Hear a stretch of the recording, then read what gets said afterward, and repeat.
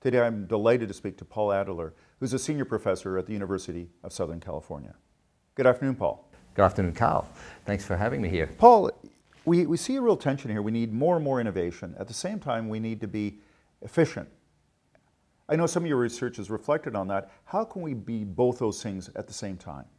Fascinating question for a scholar to be studying, because so much of our organizational theory and design research tells you that those are two very antithetical goals, and you need a very different kind of organization to tackle them. More bureaucratic organization if your goal is efficiency, a more ad hoc, organic kind of organization if your goal is innovation. So it's been quite a conundrum for the management scholars to understand how organizations can design themselves to achieve both. I don't think in practice it's that complicated. I think many firms, many leading firms, are much better at combining those two goals than academics have known how to account for.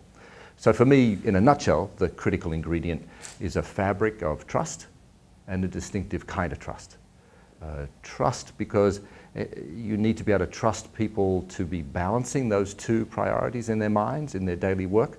Or indeed, if you've partitioned them and you've got an R&D group doing the innovation stuff and an operations group doing the efficiency-oriented stuff, you need those groups to be able to trust each other. So I think trust is the first key element of this.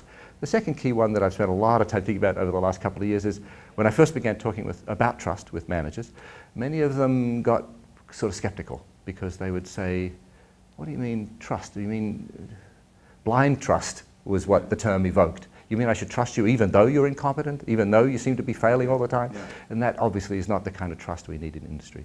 So I've been trying to think through how we would characterize different kinds of trust, and in particular to contrast a traditionalistic kind of trust based on loyalty and what we're calling a collaborative form of trust based on a shared purpose, a shared commitment to a common goal in the organization. And once you put your mind to the idea that we're going to trust people because we feel they share that same goal, then very different organization design principles start emerging. Many of them quite familiar already in practice in industry, but not well theorized by my academic scholars or myself up until we put our minds to it recently. So what exactly would this collaborative form of trust look like in practice?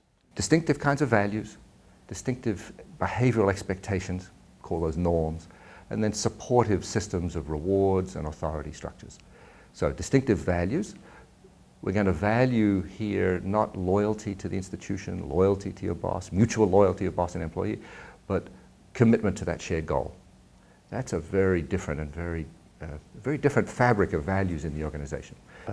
Norms, behavioral expectations.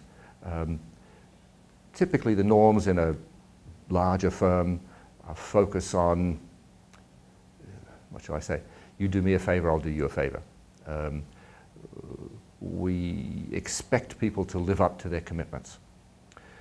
Our norms are not organized, however, to structure dialogue across the white space in the organization chart so that people can systematically improve the processes that they're using to deliver on this ultimate shared goal. So you need a different set of norms that enable people throughout the organization to check what they're doing in their day-to-day work, the interactions they have with each other in their specialized roles, is in fact contributing to that ultimate goal. And then different incentives obviously go with this. You need much more shared teamwork-based incentives. You need an incentive system that involves a 360 evaluation so that we're getting really rigorous input on whether people are in fact delivering on their contribution to the goals of the organization. And we have some open discussion of that in our reward system. So that's a distinctive kind of reward structure that goes with this collaborative structure, this collaborative organization, collaborative form of trust.